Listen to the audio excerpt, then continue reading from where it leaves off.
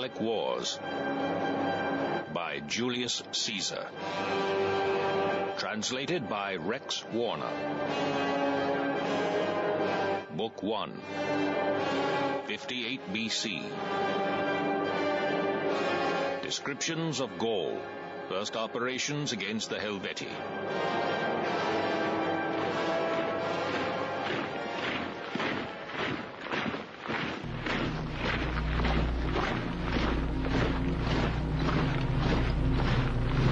The country of Gaul consists of 3 separate parts, one of which is inhabited by the Belgi, one by the Aquitani, and one by the people whom we call Gauls, but who are known in their own language as Celts.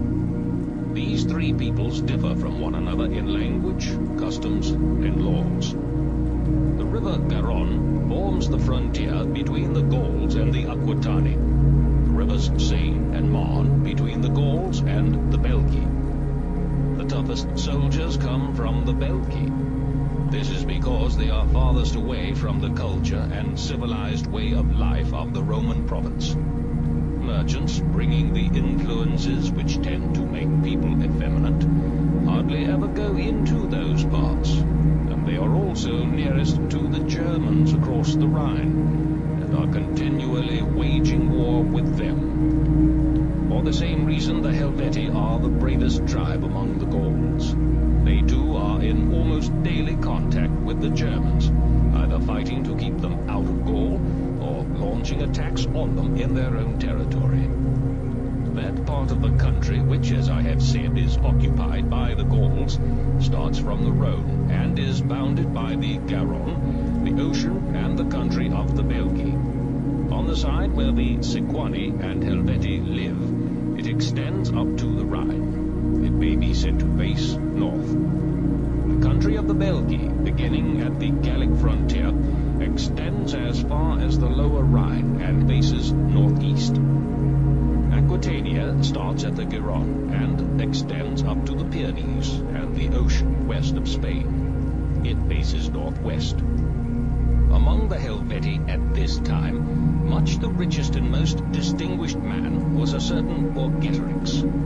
This man aimed at making himself king over his tribe, and during the consulship of Marcus Messala and Marcus Piso, organized a conspiracy among the nobility and persuaded the people to migrate from their territory in full force. It would be perfectly easy, he said, since they were the bravest of the Gauls, for them to conquer the whole country.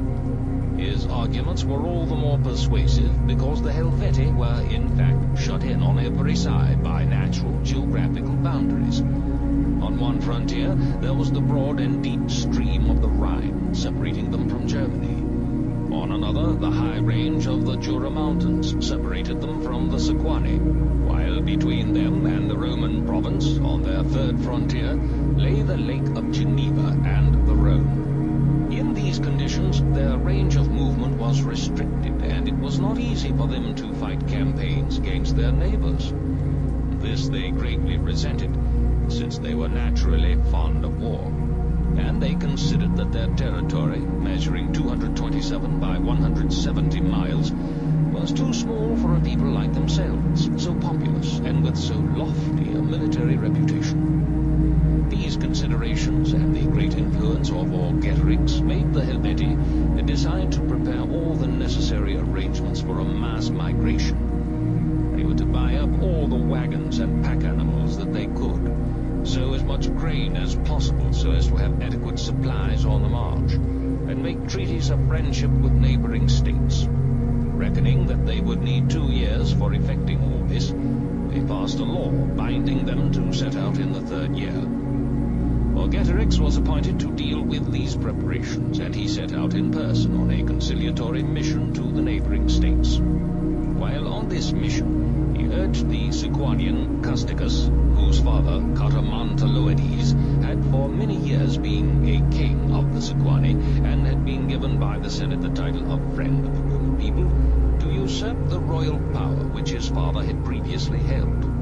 He also encouraged Domnorix, the Aeduan, brother of Diviciacus, who, with the support of the great mass of the people, held the chieftainship at this time, to make a similar attempt at seizing royal power, and gave him his daughter in marriage.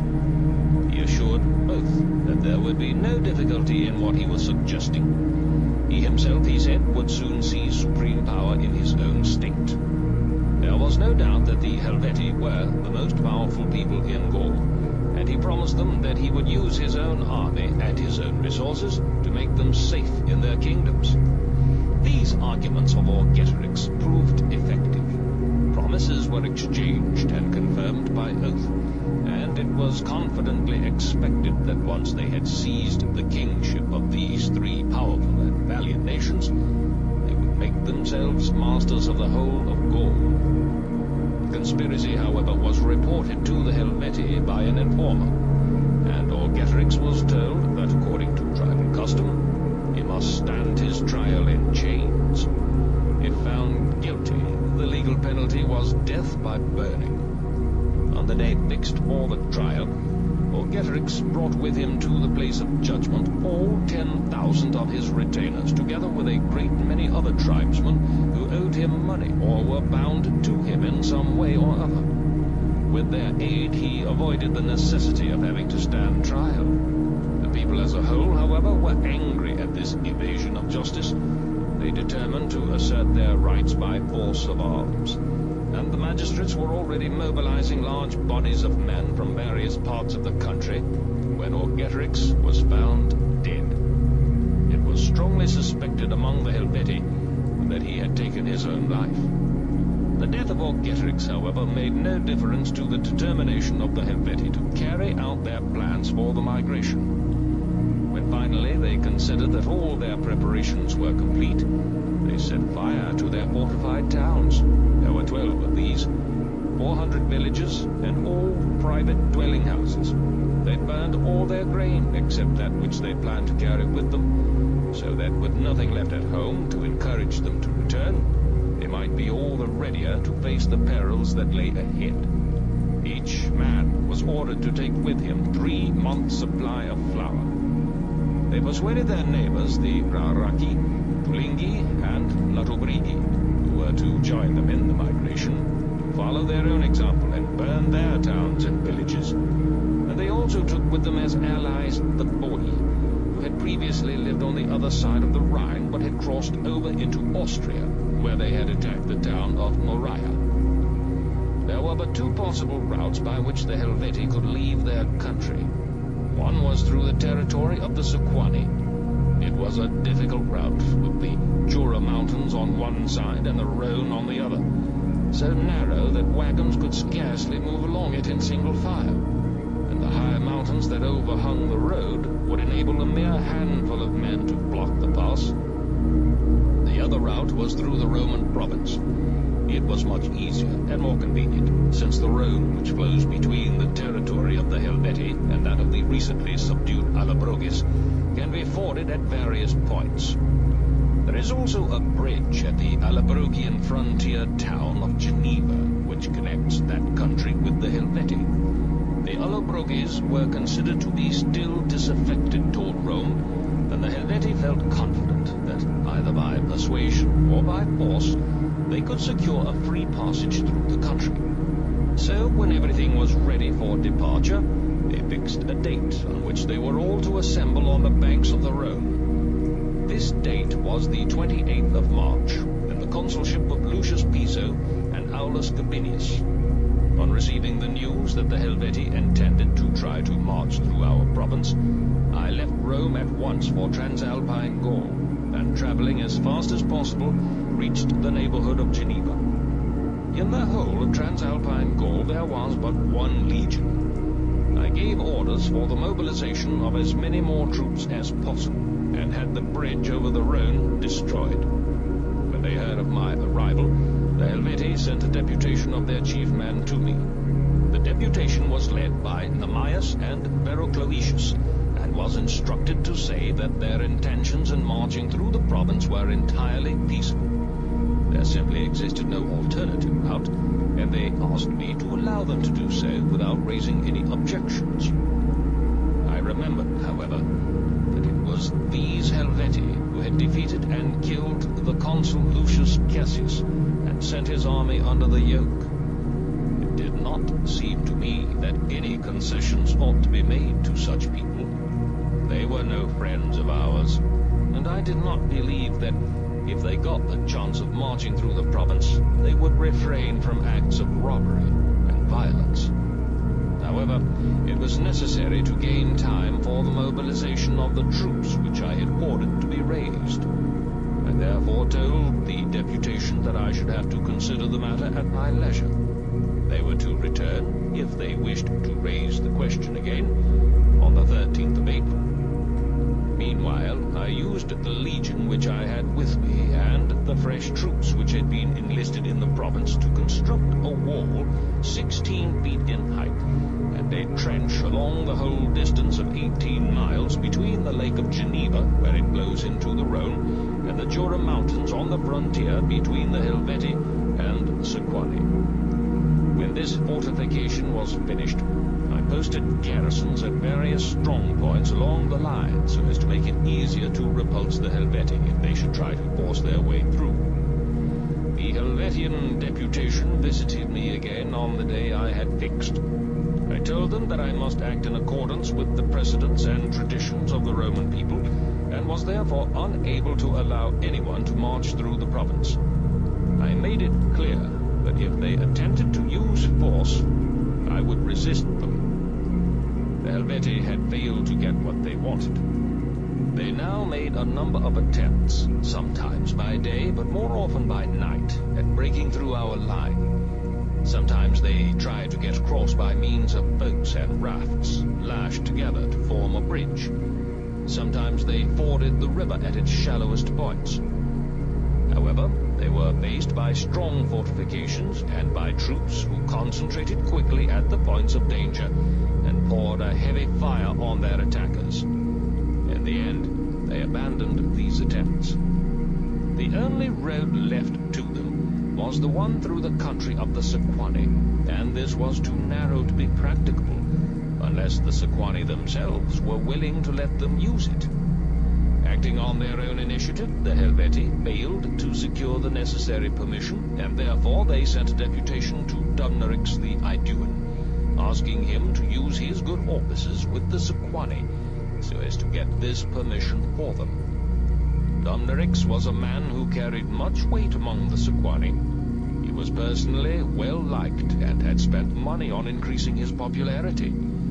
He was also friendly toward the Helvetii, for his wife, the daughter of Orgetorix, had come from their country. He was extremely ambitious to make himself king, was implicated in revolutionary activities, and wished to have as many states as possible bound to him by ties of gratitude. He was therefore very willing to take on this commission, and arranged matters so that the Sequani promised to allow the Helvetii to march through their country. He organized an exchange of hostages to guarantee that the Sequani would allow the Helvetii freedom of passage, and the Helvetii would do no damage and resort to no violence while on the march. I now received information that the Helvetii proposed to march through the territory of the Sequani and the Aedui into the country of the Santones. This is quite near the frontiers of Toulouse, a state in the Roman province, and I recognize that the province itself would be in great danger if this were to happen. It would mean having a warlike tribe, hostile to Rome, on a frontier which had no geographical defenses and which led to areas that were particularly rich in grain. I therefore left my deputy commander, Titus Labienus, in charge of the fortifications at Geneva, and went myself to Italy with as much speed as possible. There I raised 2 new legions, withdrew 3 others from their winter quarters near Aquileia, and with these 5 marched back to Transalpine Gaul by the shortest route, which was over the Alps. While we were crossing the Alps, the Sutrones, Graioceli, and Caturiges occupied various heights and attempted to prevent the army from getting through. We fought several engagements with them before driving them off. 7 days after leaving Ocelum, which was our last stop in Cisalpine Gaul, we reached the territory of the Visconti in the Transalpine province. From here, we marched into the country of the Allobroges, and then on to the country of the Segusiavi, who are the first tribe outside the province on the other side of the Rhone. By this time, the Helvetii had marched with all their forces through the narrow passes of the country of the Sequani, and had reached and begun to pillage the country of the Aedui. Unable to defend themselves or preserve their property, the Aedui sent a deputation to me to ask for help. They claimed that their tribe had always been loyal to Rome, and that it was therefore not right for my army to be standing by inactive while their country was being laid waste, their children carried off into slavery, and their towns pillaged. At the same time, the Ambari, who are both kinsmen and allies of the Aedui, informed me that their fields had been laid waste, and that they were having the greatest difficulty in keeping their towns safe from enemy attack. Finally, the Allobroges, who had once owned property and inhabited villages across the Rhone, came to me for refuge, and told me that they now had nothing left except the bare ground on which their possessions had stood. All this convinced me that I ought to take action at once, and not remain inactive while the Helvetii went on to the country of the Santones, destroying all the possessions of our allies on their way. There is a river called the Seon, which flows through the country of the Aedui and Sequani into the Rhone. The stream is so extraordinarily slow that when one looks at it, it is impossible to say in which direction it flows. The Helvetii were in the act of crossing this river by means of a bridge of boats and rafts, and my patrols came in with the information that 3/4 of them had already crossed the river, but about 1/4 was still on the near bank. I set out from camp soon after midnight with 3 legions, and came up with that division of the enemy which had not yet crossed the river. They were hampered by their baggage, and our attack took them by surprise. We killed great numbers of them, and the rest took to flight and hid in the forests nearby. This particular division or clan, one of the 4 into which the people of the Helvetii are divided, was known as the Tigurini. It was the same Tigurini who, about 50 years previously, had marched out of their country alone, killed and defeated the consul Lucius Cassius, and sent his army under the yoke.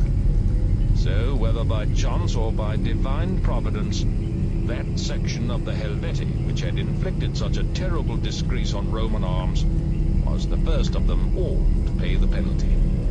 In this action I had personal as well as patriotic reasons for rejoicing in the revenge which we took, since in the battle with Cassius, the Tigurini had also killed his second-in-command, Lucius Piso, the grandfather of that Lucius Piso who was now my father-in-law.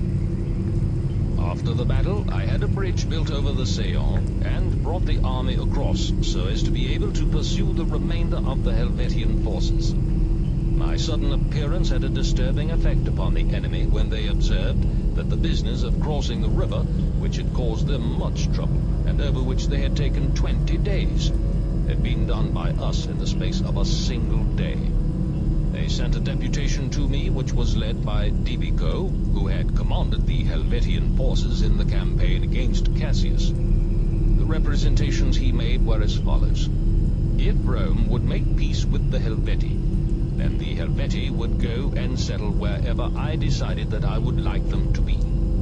If, on the other hand, I proposed to continue to treat them as enemies, I would do well to remember the traditional bravery of the Helvetii, and how Rome had suffered on a previous occasion. It was true that I had made a surprise attack on one of their clans at a time when the rest of them, who had crossed the river, were not able to come to the help of their comrades. But it would be unwise for me, on the basis of this incident, to overrate my own strength or despise theirs. The Helvetii had learned from their fathers and their ancestors to fight with courage rather than with guile or recourse to stratagems. I was therefore advised to think again, and to avoid acting in such a way that this place where we parleyed might become famous in history for a disaster to the Roman people and the destruction of one of her armies. I replied as follows. As a result of what you have said, my mind is more firmly made up than ever. I remember well the events to which you refer, and I bitterly resent the misfortune which we then suffered, because we had done nothing to deserve it. If we had known that we had injured you in any way, it would not have been difficult for us to have taken the necessary precautions. As it was, we were deceived. We were not aware that we had done anything to give us cause for alarm, and it is not our way to feel alarm without good reason. But even if I were prepared to overlook these old insults, how could I forget the injuries which you have inflicted on us just recently? You attempted, after having been refused permission by me, to force your way through our province. You have robbed and made war against the Aedui, the Ambari, and the Allobroges. You may be insolent enough to boast of your victory and to preen yourselves for having escaped so long the punishment due you. Yet these facts point to one and the same conclusion. When the gods wish to punish wicked men for their crimes, they often allow them for a time a more than usual prosperity and an even longer impunity, simply so that they will suffer all the more bitterly when their fortunes eventually are reversed. Nevertheless, I am still willing to make peace on the following conditions. You must give me hostages as a security that you will do what you promise, and you must pay reparations for the damage you have done to the Aedui, the Allobroges, and their allies. Divico replied that the Helvetii, throughout their long history, had always been accustomed to take, never to give, hostages. And this, he added, the Romans knew well enough. With these words, he went away.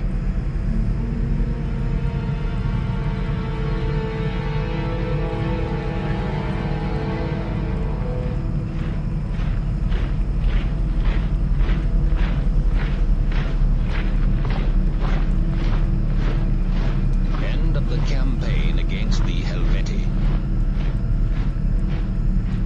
Next day the Helvetii moved camp, as did I.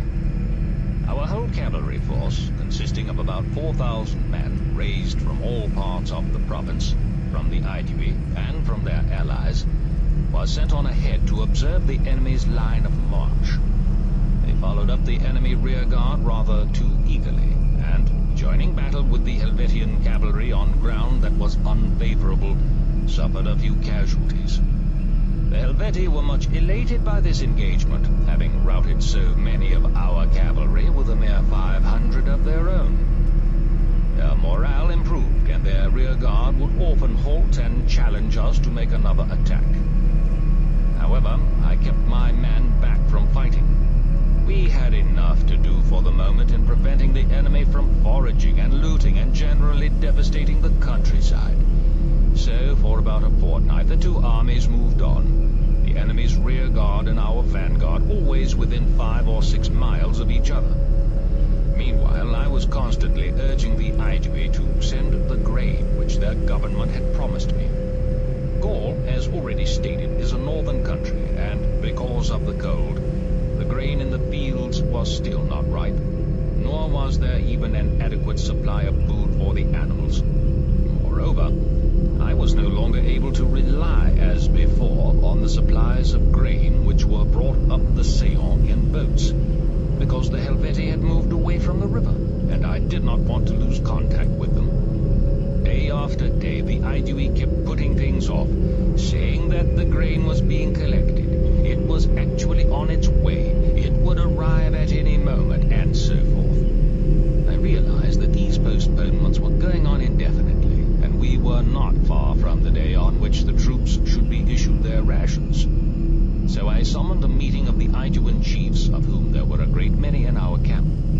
Among them were Diviciacus and Liscus, the latter of whom held the highest office in his state, being Vergobret, as the Aeduans call him. The Vergobret is an annually elected magistrate with powers of life and death over his countrymen. I spoke severely to the Aeduan chiefs, accusing them of being no help to me at all in this critical moment, when grain could neither be bought nor harvested, and when the enemy was so close to us. I pointed out that it was largely because of their entreaties that I had undertaken this campaign in the first place, a fact which made their betrayal of me even harder to tolerate.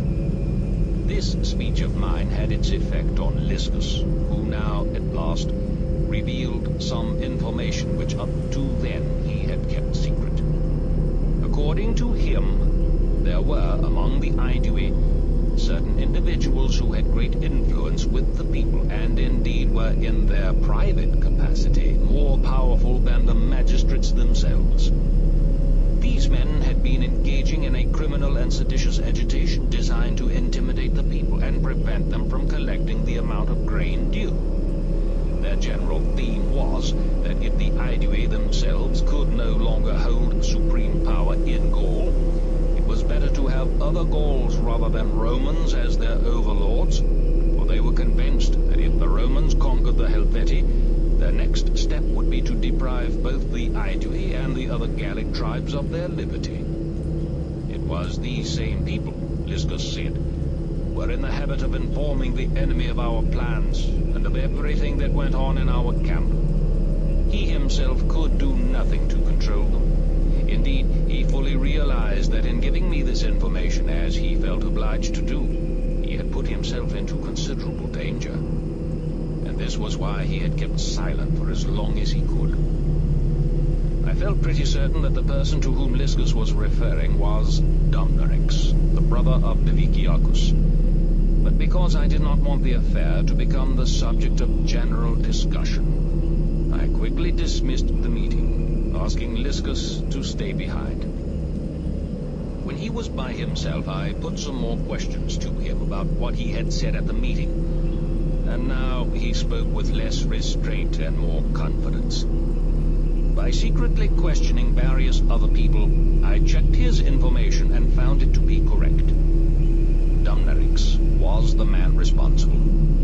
Daring and unscrupulous, exceedingly popular with the masses because of his generosity, Dumnorix was aiming at a revolution. It appeared that for several years he had contracted to collect the customs and all the rest of the Aeduan taxes.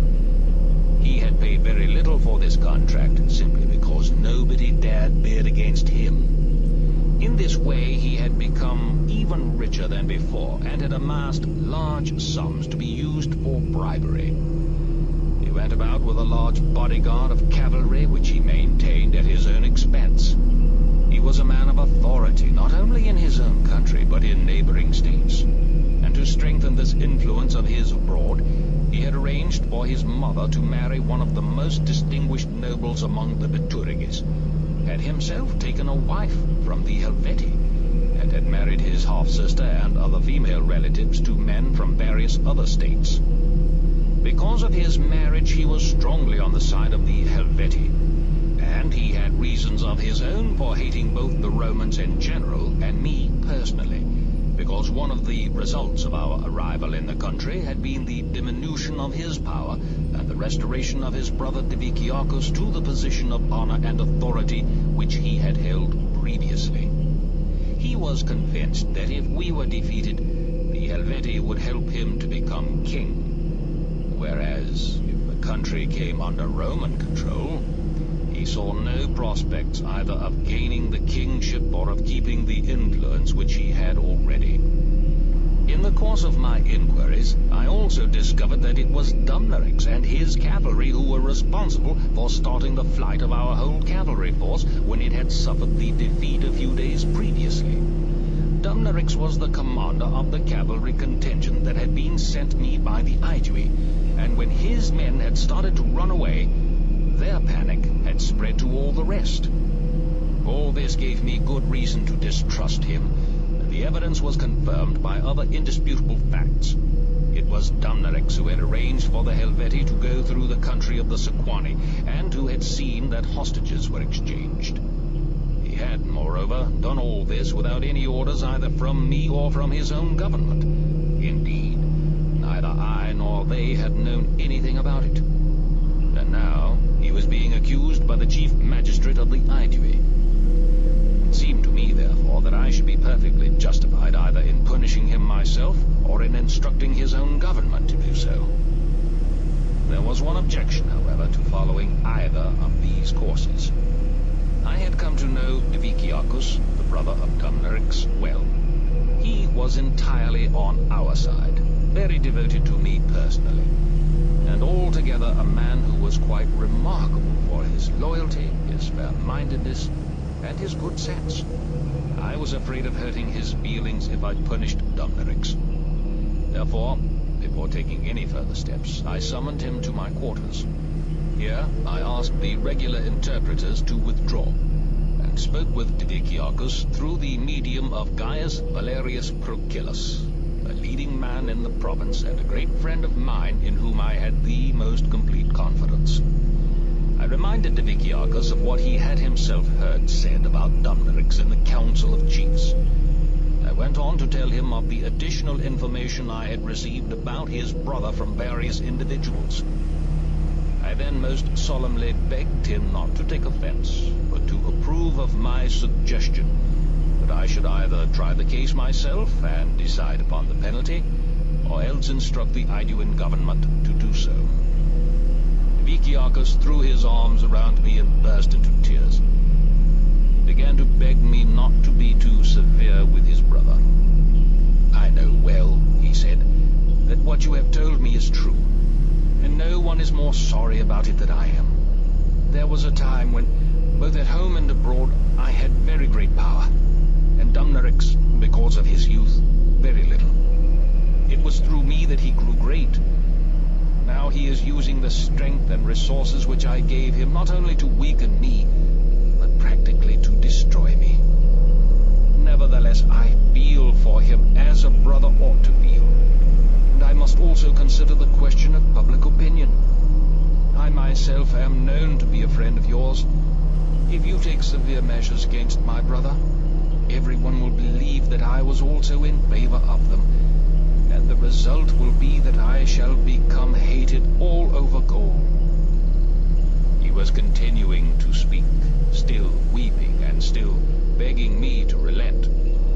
But I took him by the hand and told him reassuringly that he need say no more, making him see that I had such goodwill for him that I was prepared for his sake to do as he asked and to forgive both the injury done to Rome and the grievance which I felt personally. I then had Dumnorix brought in, and in the presence of his brother told him the reasons I had for being dissatisfied with his conduct. I informed him of the results of my inquiries, and of the complaints made against him by his fellow countrymen. I advised him to be careful not to give cause for suspicion in the future, and told him that it was only because of his brother Diviciacus that he was being forgiven for the past. After this, I had agents constantly on the watch, so that I could know what Dumnorix was doing, and with whom he was in communication. On the same day, my patrols informed me that the enemy had halted at the foot of a hill 8 miles from our camp. A party was sent to reconnoiter the hill and find out what the ascent was like on the further side. They reported that it was easy. So, after discussing my plans with Labienus, my second in command, I instructed him to set out soon after midnight with 2 legions and climb to the top of the hill. He was to be guided by the men who had just reconnoitered the ground. An hour or so later, I set out myself and marched toward the enemy by the same route as that which they had taken themselves. I sent the whole cavalry force ahead. In front of them were patrols under the command of Publius Considius, who was supposed to be a first-class soldier and had seen service under Lucius Sulla and later under Marcus Crassus. By dawn, Labienus had occupied the summit of the hill, and I was not more than 1.5 miles from the enemy's camp. As we discovered later from prisoners, the enemy had no idea that we were anywhere near. At this point, Considius came galloping up to me and told me that the hill which I had wanted Labienus to occupy was in fact occupied by the enemy. He had recognized them, he said, by their Gallic armor and the crests on their helmets. I withdrew my troops to the nearest high ground and formed them up in line of battle. In order that the enemy should be attacked simultaneously on both sides, I had instructed Labienus not to attack until he could see my troops near the enemy's camp. So, after seizing the hill, he waited for us to appear and made no move himself. It was already late in the day when my patrols put me in possession of the real facts. That the hill had all the time been in our hands, that the Helvetii had by now moved on, and that Considius had evidently lost his nerve and said that he had seen what was simply not visible. So, for the rest of the day, we followed the enemy with the usual interval between the armies and pitched camp 3 miles away from their camp. In 2 days' time, the troops were due to receive their rations. We were now not more than 16 miles from Bibracte, which is much the largest and best supplied of the Aeduan strongholds, and it seemed to me that something must be done to secure our grain supply. So on the next day, I stopped following the Helvetii and marched in the direction of Bibracte. This change of plan was reported to the enemy by some deserters from the Gallic cavalry, commanded by Lucius Aemilius. The Helvetii may have believed that we were marching away because we were frightened, and our failure to attack on the previous day, after which we had occupied the high ground, would support such a view. Or they may have thought that they could cut us off from our grain supply. Whatever the reason, they too changed their plans and altered the direction of their march. They began to follow us and to harass our rear guard. Seeing what was happening, I withdrew my forces to the nearest hill and sent forward the cavalry to hold up the enemy's attack. In the meantime, I formed up the 4 veteran legions in 3 lines halfway up the hill. Behind them, on the summit, were posted the 2 legions that had recently been enlisted in Italy, and all the auxiliary troops. So the whole hillside was covered with men. Meanwhile, I ordered the packs to be collected in one place, which was to be entrenched by the troops in line on the higher ground. The Helvetii, with all their wagons, came after us. They deposited all their heavy baggage in one place, and then, fighting in very close order, drove back our cavalry and came on in a dense mass up to our front line. I first of all had my own horse taken out of the way, and then the horses of other officers. I wanted the danger to be the same for everyone, and for no one to have any hope of escape by flight. Then I spoke a few words of encouragement to the men before joining battle. Hurling their javelins from above, our men easily broke up the enemy's mass formation, and having achieved this, drew their swords and charged. In the fighting, the Gauls were seriously hampered because several of their overlapping shields were often pierced by a single javelin. The iron head would bend, and they could neither get it out nor fight properly with their left arms. Many of them, after a number of vain efforts at disentangling themselves, preferred to drop their shields and fight with no protection for their bodies. In the end, the wounds and the toil of battle were too much for them, and they began to retire to a hill about a mile away. This hill they occupied, and our men pressed on after them. However, we were now attacked by the Boii and Tulinki, who, some 15,000 strong, had been the rear guard in the enemy's column of march. They now launched an attack on our exposed right flank and swept around behind us. The Helvetii, who had retired to the hill, saw them go into action and themselves began to press forward again in a counter-attack. We formed a double front. The rear line faced about to meet the new attack, while the first and second lines went on fighting against those whom they had already defeated and driven back. This fighting in 2 directions went on for a long time and was bitterly contested. Finally, when they could stand up to us no longer, one division of the enemy retired, as they had begun to do originally, toward the higher ground, and the The others fell back on the stockade, sheltering their wagons and baggage train.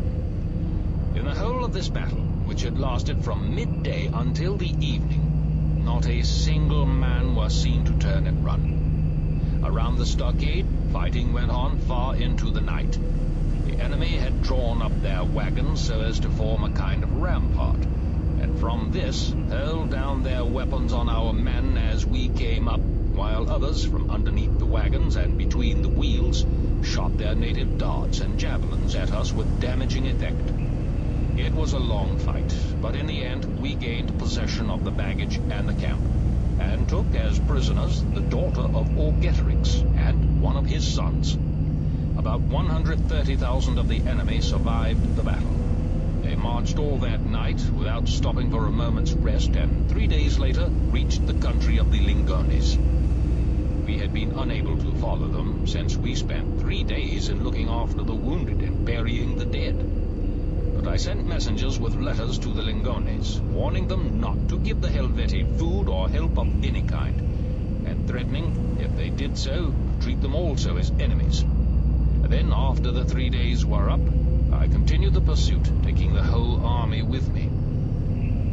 The Helvetii had now no supplies of any kind, and could therefore do nothing except send a deputation to discuss terms of surrender. Their representatives met me on the road. Flinging themselves on the ground before me in the attitude of suppliants, with tears streaming from their eyes, they begged for peace. I told them that their army was to remain where it was until I arrived, and this order was obeyed. When I reached them, I demanded the surrender of hostages, arms, and those slaves of ours who had deserted to them. While the men were being rounded up and the arms collected, night fell, and about 6,000 men of the clan called Verbigene took advantage of the darkness to slip out of the Helvetian camp and make for the Rhine and the country of the Germans. They may have been in a panic, imagining that once their arms had been given up, they were going to be put to death. Or they may have hoped to get away safely, thinking that in such a vast number of prisoners, their own escape might not be discovered at once, or might not be noticed at all. However, as soon as I found out what had happened, I sent out orders to the native tribes through whose territory the escaped prisoners had passed, and demanded that they should round them up and bring them back to me, unless they wanted me to regard them as accomplices in the escape. My orders were carried out, and the men were treated as enemies are treated. As to all the rest, I accepted their surrender once they had produced the hostages and given up their arms and the runaway slaves. I ordered the Helvetii, the Tulingi, and the Latobrigi to go back to the lands which they had occupied before the migration started. Because they had lost all the produce of their land and had no means of subsistence, I instructed the Olabrugis to supply them with grain. The Helvetii themselves were to rebuild the towns and villages which they had burned. My chief reason for taking these measures was that I did not want that part of the country from which the Helvetii had come to remain uninhabited. It was rich country, and I feared that the Germans from across the Rhine might move from their own land into the land of the Helvetii, and thus become neighbors of the Olabrugis and of Roman Gaul. As for the Boii, who were known for their outstanding fighting qualities, the Aedui asked to be allowed to settle them in their own country. I granted their request. The Aedui gave them land and later made them full citizens with the same rights and privileges that they enjoyed themselves. I was shown some documents written in Greek script, which had been found in the Helvetian camp. They turned out to be a complete list of the names of all those who had taken part in the migration and were able to bear arms. There were also separate lists of the children, old men, and women. The grand total came to 368,000 and was made up of 263,000 Helvetii, 36,000 Tulingi, 14,000 Latobrigi, 23,000 Rauraki, and 32,000 Boii. There were 92,000 men capable of bearing arms. On my orders, a census was taken of those who returned to their homes, and the number was found to be 110,000. At the conclusion of the campaign against the Helvetii, the leading men from nearly every state in Gaul came to me to offer their congratulations. They were fully aware, they said, that in this campaign I had been avenging wrongs done in the past by the Helvetii to Rome. Nevertheless, Gaul had benefited just as much as Rome by the result, since the Helvetii, when things were going perfectly well with them, had left their own country with the express purpose of making war on the whole of Gaul, and bringing it into subjection to them. Their plan was to select out of the whole great country some particularly fertile and convenient area for themselves to occupy, and to make the rest of the states pay tribute to them. The deputies then asked to be allowed to summon, under my sponsorship, a council of the whole of Gaul on a date to be decided. They said that they had certain requests which they would like to submit to me once general agreement had been reached. I gave them permission to do this, and they fixed a day for the meeting of the council. Each of them took an oath not to divulge its proceedings unless authorized to do so by general consent of all members.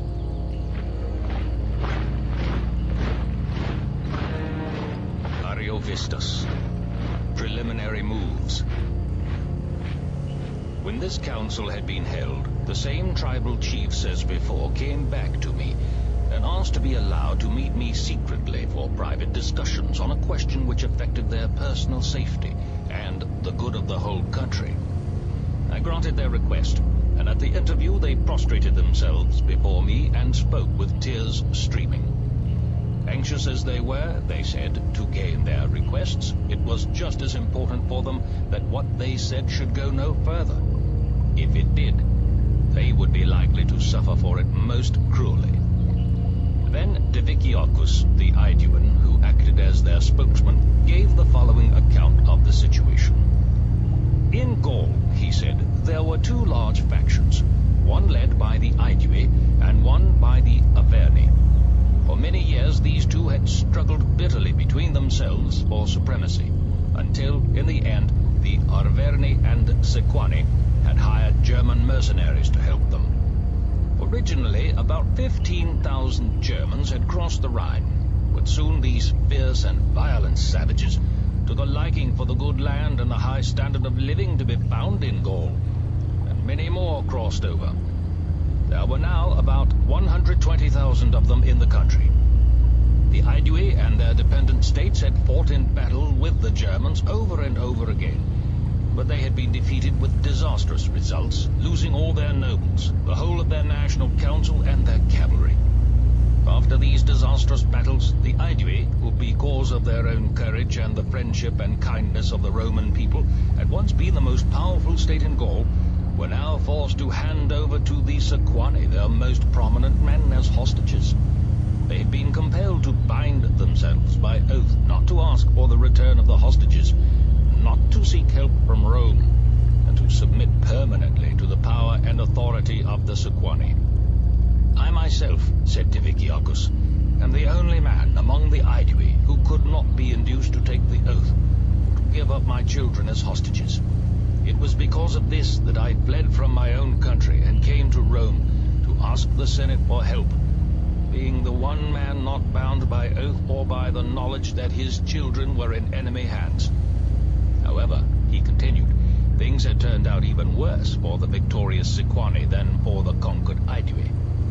First, Ariovistus, the king of the Germans, had settled in their country and seized a third of their land, which was the best in the whole of Gaul, and now he was ordering them to evacuate another third. The reason for this was that several months earlier he had been joined by 24,000 of the Harutis, and he wanted to find land for them to occupy. Thus, in a few years, it seemed likely that all Gauls would be driven from their country, and the whole German nation would cross the Rhine. For there was no comparison between the land in Gaul and the land in Germany, or between the Gallic and German way of life. And ever since Ariovistus had defeated the armies of the Gauls at the Battle of Magetobriga, he had behaved like an arrogant and cruel tyrant. He demanded as hostages the children of all the Gallic nobles, and would inflict every sort of torture upon them if everything were not done precisely according to his will and pleasure. The man was a savage, incapable of controlling his passions or ambitions. It was impossible to put up with his tyranny any longer, and as Diviciacus said, unless some help were forthcoming from me and from the Roman people, all the Gauls would have to act as the Helvetii had done. They would have to migrate and find some other part of the earth, far away from the Germans, to live in, and they would have to take any risks necessary in order to do so. If, he concluded, Ariovistus ever hears a report of what I have said, I am quite sure that he will take the most dreadful revenge on all the hostages who are in his power. But you, Caesar, have the power to stop him. Your own prestige and that of your army, the victory you have just won, the very name of Rome could have the effect of preventing still more Germans from crossing the Rhine, and of saving the whole of Gaul from the outrages of Ariovistus. When Diviciacus had finished speaking, all those present began, with tears in their eyes, to beg me to help them. I noticed, however, that the representatives of the Sequani were an exception. Instead of acting like the rest, they kept their eyes downcast. I was surprised at this and asked them why they were behaving in this way, but they preserved the same sullen silence as before. I repeated my question several times, but still could not get a word out of them. In the end, Diviciacus the Aeduan spoke again. The Sequani, he said, are in an even worse and more miserable state than the rest of us. They alone dare not complain or ask for help even in secret, since, though Ariovistus is far away, they fear his cruelty just as if he were present. The rest of us can at least find safety in flight. But the Sequani, who have admitted Ariovistus to their own country and whose towns are all in his power, are exposed to every kind of torture that he may devise. After receiving this information, I made a short speech, in which I attempted to give the Gauls some encouragement. I promised them that I would look into the matter myself, and told them that I felt fairly confident that Ariovistus, in consideration of the authority which I held, and the kindness which I had shown him in the past, would stop behaving as he had done. After making this speech, I pronounced the meeting at an end. Now, in addition to what I had heard, there were many other reasons also which made me think that I must look into this matter and attempt to deal with it. First of all was the fact that the Aedui had often been given by the Senate the title of friends and brethren. Yet now I saw that they were merely slaves under German authority, and I knew that Aeduan hostages were in the hands of Ariovistus and of the Sequani. When I considered the greatness of our empire, I thought this a terrible disgrace both to myself and to Rome. I saw, too, that the Germans were gradually getting used to the idea of crossing the Rhine, and I realized that it would be very dangerous for us to have great numbers of them coming into Gaul. One could not imagine that these wild savages would be content with the conquest of the whole of Gaul. Instead, they would, as the Cimbri and Teutons did in the past, break out into our province and go on from there into Italy. As it was, only the Rhone stood between the land of the Sequani and the Roman province. To me, this seemed to be a critical situation, which must be faced at once. Moreover, Ariovistus had given himself such airs, and had adopted an attitude of such arrogance, that I considered him quite intolerable. I therefore decided to send envoys asking him to name some place halfway between us where we could meet for a conference, since I wished to discuss with him matters of state which were of the utmost importance to both of us. Ariovistus's reply was as follows. If I wanted anything from Caesar, I would go to him. If Caesar wants anything from me, then he ought to come to me. Also, I would not venture to go without an army into the part of Gaul that is occupied by the Romans, and the raising of an army would mean much trouble and much expense. In any case, I cannot understand what sort of business Caesar, or the Roman people for that matter, can have with my part of Gaul, mine by right of conquest. When I received this reply, I sent another deputation to him with the following message. You are under considerable obligations both to me personally and to the Roman people. You will recall that it was during my consulship that you received from the Senate the title King and Friend. I observe that you show gratitude for this by making difficulties about an invitation to a conference and pretending that matters that concern both of us are of no interest to you. I must therefore make the following requests. First, that you bring no more forces of Germans across the Rhine. Secondly, that you give back the Aeduan hostages which you now hold, and authorize the Sequani to give back the hostages held by them. Thirdly, that you undertake to do no harm to the Aedui, and to enter into no hostilities either with them or with their allies. If you accept these terms, you can be sure that you will never lose the friendship and goodwill both of myself and of the Roman people. If you reject them, then I shall have to act in accordance with the decree of the Senate, passed in the consulship of Marcus Messala and Marcus Piso, which requires the governor of the province of Gaul to protect, consistently with the interests of the Republic, both the Aedui and other allies of Rome. I should not, in other words, be able to overlook the wrong which you have done to the Aedui. Ariovistus replied as follows. In war, it is a recognized thing that the conqueror can dictate his own terms to the conquered. Certainly, Rome has always governed her own subjects in her own way, without waiting to be told what to do by someone else. And just as I am giving Rome no instructions about how to exercise her proper rights, so Rome should refrain from interfering with me in the exercise of mine. As for the Aedui, they took the risk of going to war with me and were defeated in battle. They now pay tribute to me, and your arrival has done me considerable harm, since it has resulted in a loss of revenue to me from this source. I shall not give back their hostages to the Aedui, but I will not make war without good reason on them or on their allies, so long as they abide by their agreement and pay their taxes every year. If they fail to do so, they will find that their title, Brethren of the Roman People, will not be of the slightest use to them. You threaten me with not overlooking the wrongs done to the Aedui. Let me tell you that so far no one has made war on me without being destroyed. You may attack whenever you like. You will then discover what can be done by the valor of German soldiers who have never been conquered in war, who are perfectly trained in arms, and who for 14 years have never sheltered beneath a roof.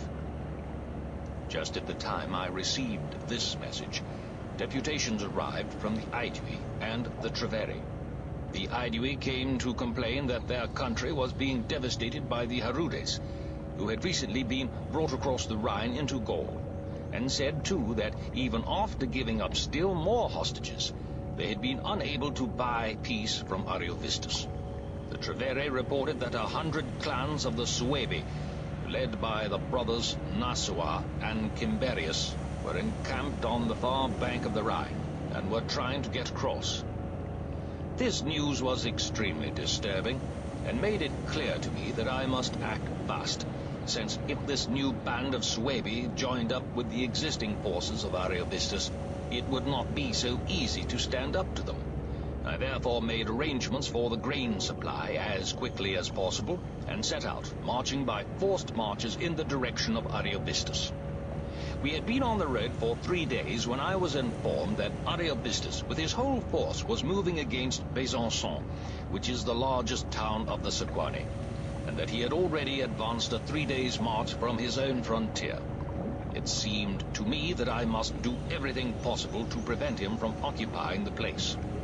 Besançon was an arsenal, filled with military materiel of all kinds, and it had such strong natural defenses that whoever held it would be in an excellent position for prolonging a campaign. It is almost completely surrounded by the river Doubs, which winds around it in a circle that might have been made by compasses. The gap in this circle is not of more than 1,600 feet, and is closed by a high hill, which on each side slopes right down to the banks of the river. There are fortifications all around the hill, connecting it with the town, and making the hill itself into a kind of citadel. marching both by day and by night, I hurried on to this place, occupied it, and posted a garrison there. We then halted for a few days in the area, while grain and other supplies were brought in. During this time, our troops began to ask questions about the Germans from the Gauls and the traders who were in the neighborhood. They were told that these Germans were people of prodigious size, incredibly fine soldiers, and extraordinarily well trained. The Gauls, so they said, had had frequent experience of them in battle, and found that it was impossible even to stand up to the fierce, keen look in their eyes. The result of these conversations was that the whole army fell into such a state of panic that almost everyone seemed to become more or less insane.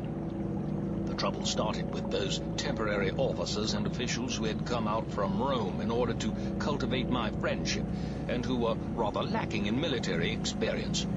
Many of these people now began asking me for leave, each finding some excellent reason why it was necessary for him to go. Others had rather more self-respect, and, not wanting to look as though they were cowards, stayed behind. All the same, they could not control the expressions on their faces, and sometimes even burst into tears. They hid themselves away in their tents, where they spent the time bewailing their fate, or else commiserating with their friends about the terrible danger in which they all stood. All over the camp, people were making their wills and getting them signed. The panic and the general conversation of these people gradually began to have a disturbing effect, even on others with considerable experience in the army, soldiers, centurions, and cavalry commanders. Some of these, who did not want to appear as frightened as they were, declared that they were not at all afraid of the enemy. It was rather the narrow routes and the great forests between us and Ariovistus which gave cause for anxiety, or else the question of the grain supply and the possibility of a failure in its delivery. Some actually told me that when I gave the order to strike camp and advance, the soldiers would not obey orders and would be too frightened to move. When I saw how things were, I summoned a meeting of officers and ordered centurions of all grades to be present. I began by reprimanding them severely for imagining that it was any business of theirs to discuss or even to think about where they were being led or for what reasons. Ariovistus, I said, showed himself during the period of my consulship remarkably anxious to be on good terms with Rome. What reason now has anyone for supposing that he will be so foolhardy as to evade his obligations? Personally, I feel sure that when Ariovistus realizes what I am asking from him, and sees how fair my proposals are, he will not reject the offer of my goodwill and that of the Roman people. If, on the other hand, he were to go off his head and be insane enough to make war, what, may I ask you, have you got to be frightened about? What makes you downhearted? Is it your own lack of courage? Or is it my incapacity as a general? We had experience with this enemy in our father's time, when the Cimbri and Teutons were defeated by Gaius Marius, and it was generally agreed that the army deserved as much credit as the general for the victory.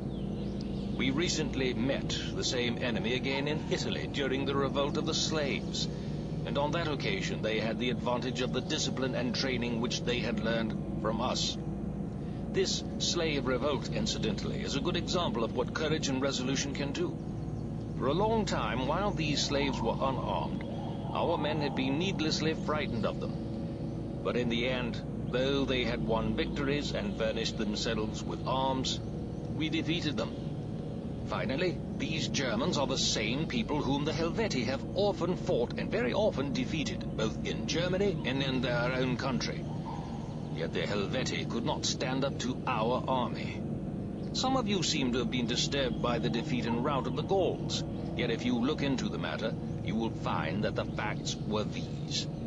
The Gauls had become exhausted by the length of a campaign during which Ariovistus, for month after month, had kept to the shelter of his camp or of the marshes without giving them a chance of engaging him. It was only when they had given up all hope of meeting him in battle and had allowed their forces to become dispersed that he suddenly made an attack on them. and won a victory that was the result of intelligent generalship rather than of superior prowess. Against inexperienced native troops there was certainly room for generalship of this sort. But not even Ariovistus himself can imagine that our armies can be taken in by such tactics. As for those of you who are hiding your own cowardice behind a pretended anxiety about the grain supply, or about the narrow passes on the route, let me tell you that you are acting in an extraordinarily arrogant way. Your view seems to be either that I am incapable of doing my duty, or else that I have to be instructed in how to do so by you. In fact, these matters are my own concern. Grain is being brought in by the Sequani, the Lucci, and the Lingones. The crops in the fields are already ripe. As for the route before us, you will soon be able to see what it is like for yourselves. I have been told that the soldiers will refuse to obey orders to advance. Such a statement leaves me completely unmoved. I know that in all cases where an army has failed to obey its general, this has happened because of some misfortune brought on by the general's incompetence, or else because some crime of the general's has been discovered and he has been convicted of avarice. In my own case, you can look at my whole life for evidence of my integrity, and you can recall the Helvetian campaign for evidence of my fortune in war. I shall therefore now take a step which previously I had intended to postpone for a few days. We shall strike camp between 3 and 6 a.m. tomorrow. In this way, I shall soon find out which are the stronger motives with you, a sense of duty and honor, or sheer panic. And even if no one else will follow me, I shall still go forward with only the 10th Legion. I have no doubts of the loyalty of that legion, and I shall have it as my bodyguard. I had always shown a particular affection toward the 10th, and had complete confidence in the courage of its men. My speech had a remarkable effect. There was a complete change of heart, and now everyone was eager to go into action at once. First of all, soldiers of the 10th asked their officers to convey to me their gratitude for the high opinion I held of them, and to assure me that they were ready for battle whenever I wanted. Then the other legions, through their officers and senior centurions, sent messages to me in order to excuse or explain their conduct. They had never, they said, felt any doubt or fear, and they fully realized that the strategy of the campaign was the general's business and had nothing to do with them. I accepted these explanations. The route had been explored by Diviciacus, whom I trusted more than any other Gaul, and he had found that by making a detour of more than 50 miles, it was possible to march through open country. We started at about 3 a.m., as I said we would do, and after marching continuously for 6 days, were informed by our scouts that Ariovistus and his army were about 22 miles away from us. The defeat of Ariovistus. When Ariovistus heard of our arrival, he sent a deputation to say that he was now quite ready to accept my previous proposal for a conference, since I had come nearer to him, and he felt that it was safe for him to comply with my request. I did not reject his offer. Indeed, I thought that he was now coming to his senses, involuntarily suggesting to do what he had refused when asked.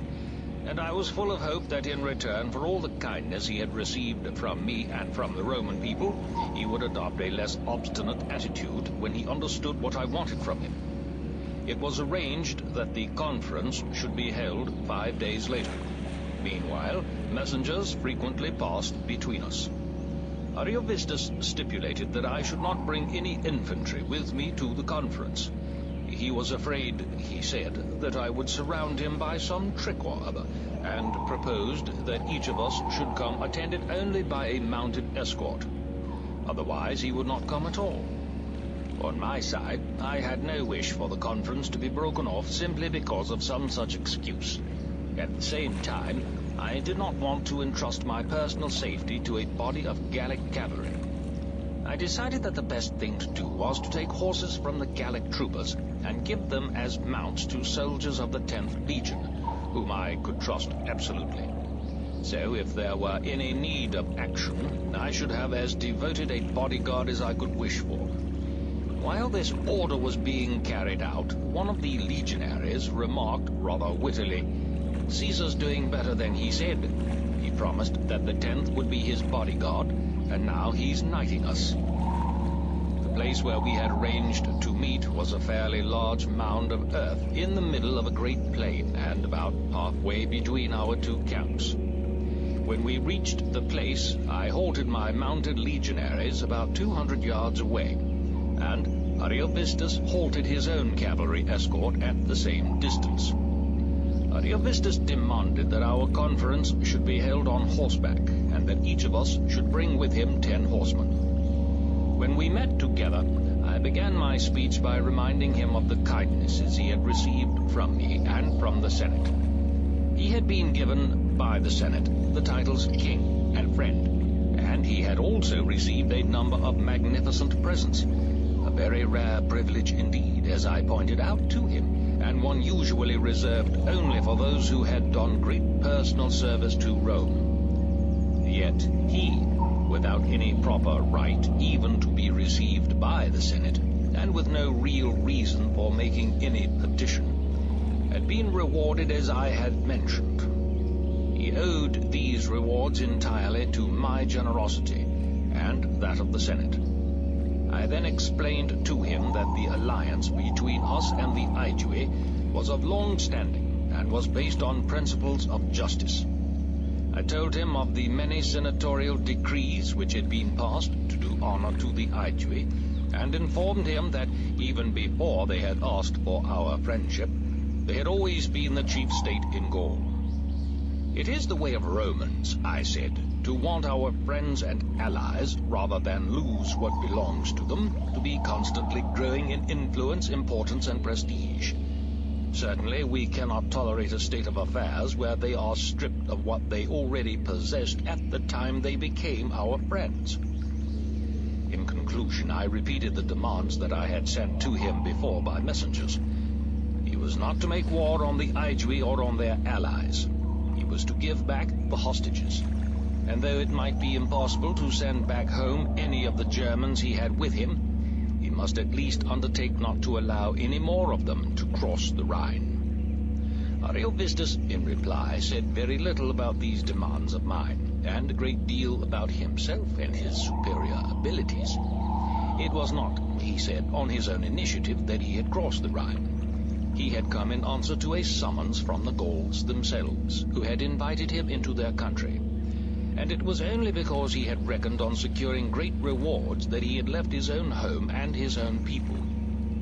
The lands which he now occupied had been granted to him by the Gauls themselves, who had also freely given him the hostages which he held. As for the tribute which he took, that came to him by the natural law of war which allows the conqueror to impose his terms on the conquered. Moreover, in his war with the Gauls, it was the Gauls, not he, who were the aggressors. All the states in the country had combined and brought up their forces against him. In one battle he had overpowered and defeated them. If they wanted to try the same experiment again, he was prepared to fight it out. But if they wanted to enjoy peace, they had no right to refuse to pay the tribute which up to now they had paid willingly enough. He considered that the friendship of the Roman people ought to be not only an honor, but also of some use to him. And it was in this belief that he had sought it. Certainly, it ought not to do him harm. And if because of Rome he was to receive less tribute than before, or have to give up people who had surrendered to him, then he would reject Roman friendship as energetically as he had once asked for it.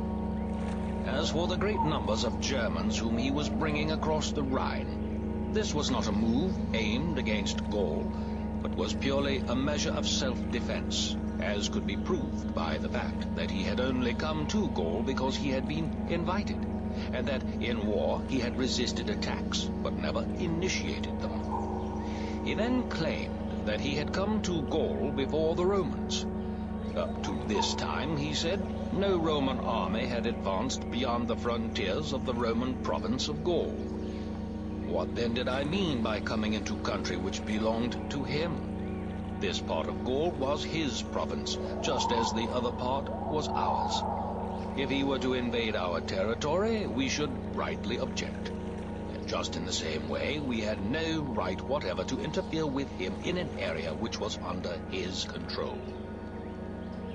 As for what I had said about the Aedui being called brethren by the Romans, he was not such an uncivilized barbarian as to be ignorant of the fact that the Aedui had given Rome no help in her recent war with the Allobroges, and had received none from us in their own quarrels with himself and with the Sequani.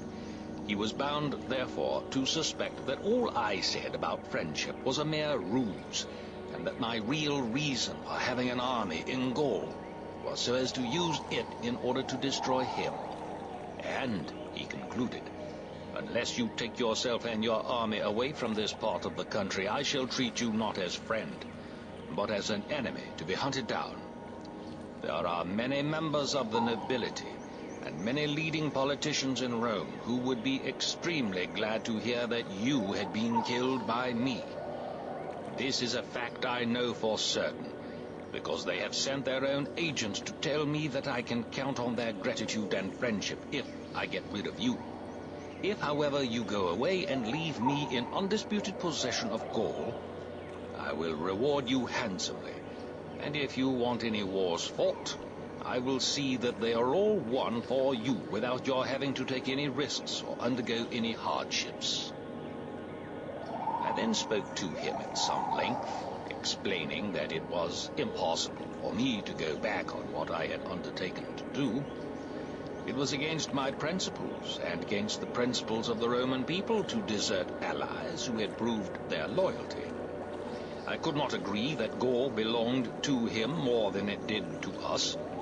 I pointed out that the Arverni and the Ruteni had been defeated in war by Quintus Fabius Maximus, and had then been pardoned by the Roman people, who had neither formed them into a province nor imposed a tribute on them. If the question of sovereignty in Gaul was to be judged by the standard of who was there first, then our claims were the most just, and if the judgment of the Senate were to be upheld, then the country ought to be independent, since the Senate had decided that although Gaul had been conquered, it should continue to be governed by its own laws. While the interview was proceeding along these lines, I was informed that Ariovistus's cavalry were drawing nearer to the mound, riding up quite close to our men, and hurling stones and javelins at them. I broke the conversation off and went back to my men. I instructed them not to throw a single javelin back in reply, although I could see that absolutely no risk was involved in a fight between picked legionaries and this German cavalry. I still did not want to take any action which would result in its being said, after the enemy had been defeated, that I had broken my word and lured them into an ambush during a conference. But when the rank and file of our army got to know how arrogantly Ariovistus had behaved at the conference, how he had told us to clear out of Gaul, how his cavalry had attacked ours, and so put an end to the discussions, the men were much keener than before, and still more eager for battle.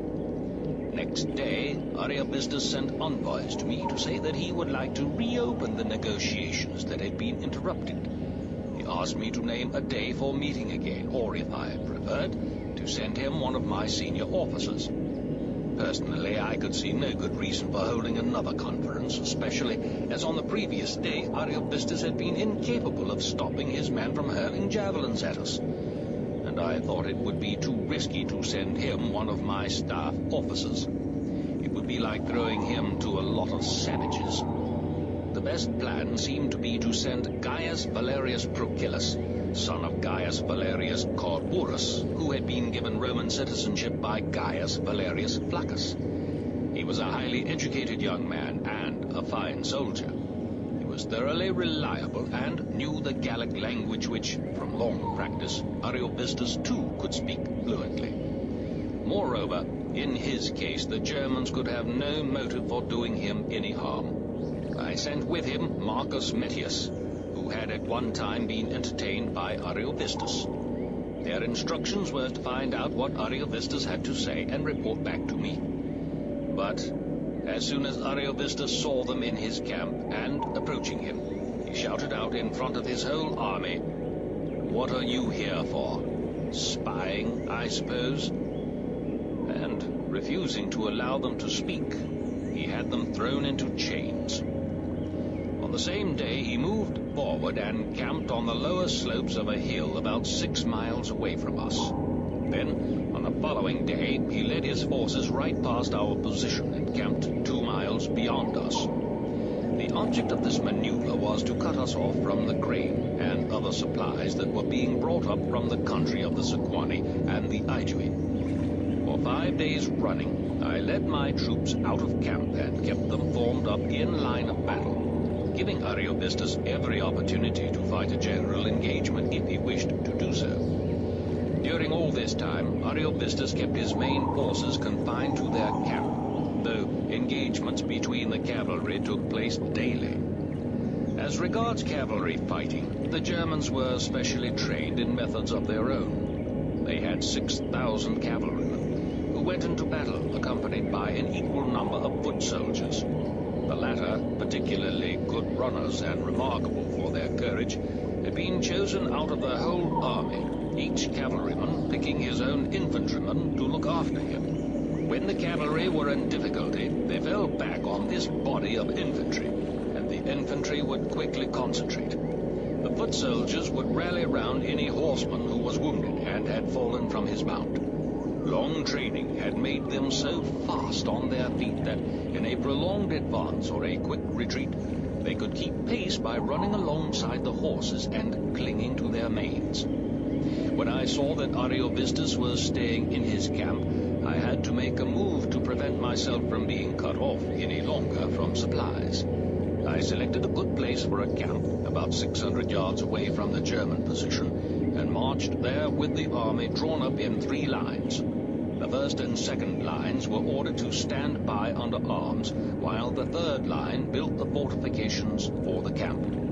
The place was, as already stated, only 600 yards away from Ariovistus, and he sent out against us about 16,000 light troops and all his cavalry with the idea of frightening our soldiers and stopping their work. However, I kept to my original plan and instructed the first 2 lines to keep off the enemy and the third to complete the fortification. When the work was finished, I left 2 legions there and some of the auxiliary troops, taking back with me the other 4 legions into the larger camp. Next day, as usual, I led out my troops, this time from both camps, advanced a little beyond the larger camp, formed up in order of battle, and gave the enemy an opportunity to engage. About midday, realizing that even now they were not going to make a move, I led the army back to camp. Then, at last, Ariovistus did send out some sections of his army to attack the smaller camp. Hard fighting on both sides went on until the evening. At sunset, after there had been a number of casualties on both sides, Ariovistus withdrew his men to their camp. By questioning prisoners, I discovered why Ariovistus declined to fight a pitched battle. Apparently, it was a German custom for the matrons to declare by means of lots and other methods of divination whether or not it would be a good thing to engage in battle. On this occasion, their verdict was that fate was against a German victory if they fought before the new moon. Next day, I left what I considered to be adequate garrisons in both camps and stationed all the auxiliaries in front of the smaller camp in sight of the enemy. I hoped that their appearance would make some impression on the enemy, since the actual numbers of the legionary troops were not very great compared with the numbers opposed to them. Then, with the army drawn up for battle in 3 lines, I advanced right up to the enemy's camp. Now, at last, the Germans were forced to action. Their troops were led out of camp and drawn up by tribes at regular intervals from each other. Arudes, Marcomanni, Tribocchis, Bangiones, Nemetes, Sedusi, Suebi. In the rear of their line, so that there should be no hope of running away, they made a barrier out of their carts and wagons, and here they placed their women, who stood there with hands outstretched and tears streaming from their eyes, imploring the men as they marched out to battle not to deliver them into Roman slavery. I placed each of my 5 senior officers in command of a legion and entrusted the remaining legion to my quaestor, so that each man might know that he was displaying his courage under the eyes of a high-ranking officer.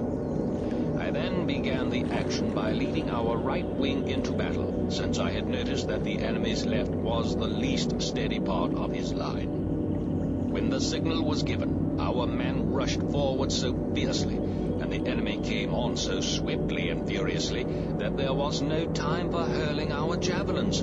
They were thrown aside, and the fighting was with swords at close quarters. The Germans quickly adopted their usual close formation to defend themselves from the sword thrusts. But many of our men were brave enough to leap right on top of the wall of shields, tear the shields from the hands that held them, and stab down at the enemy from above. The German left was pushed back and routed, but their right, by sheer weight of numbers, pressed us hard. Young Publius Crassus, in command of the cavalry, saw what was happening, and being in a more maneuverable position than the officers engaged in the fighting, he ordered the third line forward to the relief of our troops who were in difficulty. The result was that the battle again swung our way, and the whole enemy army turned and ran. They fled without stopping until they came to the Rhine, about 15 miles away. A very few, who thought their strength equal to the task, tried to swim across or managed to find boats, and so escaped. Among these was Ariovistus, who found a small craft moored to the bank and got away safely in it. All the rest were overtaken and killed by our cavalry. Ariovistus had 2 wives, both of whom were killed in the general rout. One of these was of Swabian nationality, and he had brought her with him from home. The other was the sister of King Bocchio of Noricum, who had sent her to Gaul to be married. Of Ariovistus's 2 daughters, one was killed and one taken prisoner. Having joined in the pursuit with the cavalry, I came upon Gaius Valerius Procillus, who was being dragged off by his guards in the general rout, closely fettered with 3 chains.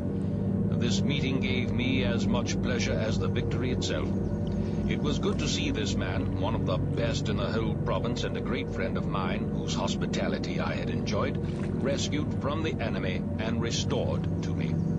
And it was good to think that by preserving him safe and sound, Providence had done nothing to mar our feelings of joy and triumph.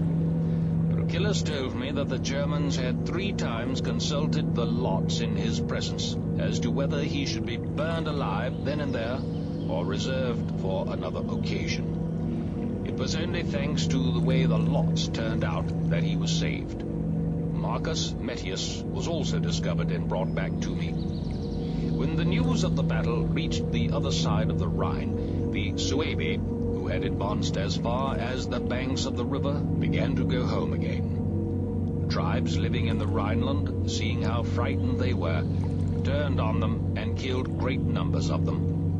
So, during one summer, 2 great wars had been fought and won. I now led the army back into winter quarters among the Sequani, rather earlier than the weather required. Leaving Labienus in command, I set off myself for Cisalpine Gaul to hold the assizes.